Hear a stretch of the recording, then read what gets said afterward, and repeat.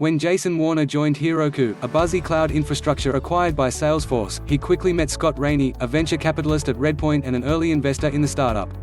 Soon, Raney and his partners were sending technical companies to Warner for vetting and advice.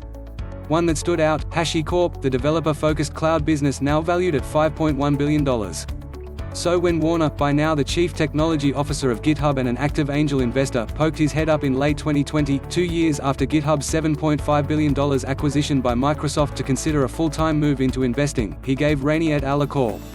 There's certain firms out there that are just legendarily known, and there's certain firms that are sneaky good, Warner says. Redpoint is one that may fly under the radar. Now, it's Warner's job to help change that. He's joined Redpoint as its newest partner in its fourth growth fund, a $725 million vehicle called Omega IV. They're humble, smart and eager, says Warner. Their returns have always been historically excellent. But the types of companies they invest in and how they approach founders were also two very important things for me. Redpoint's recent run, particularly in enterprise, appears to back that up.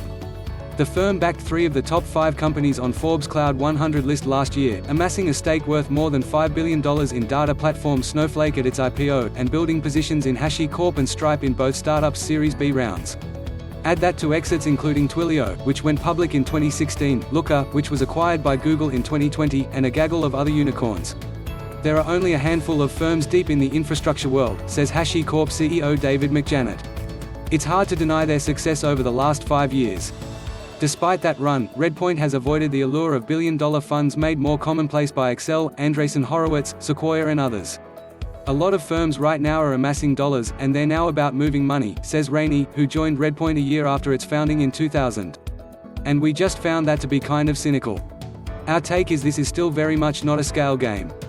Instead, Redpoint is looking to pull off a balancing act of continuity with its funds and generational transition with its partnership, one that the firm and its supporters argue it's pulled off smoothly so far.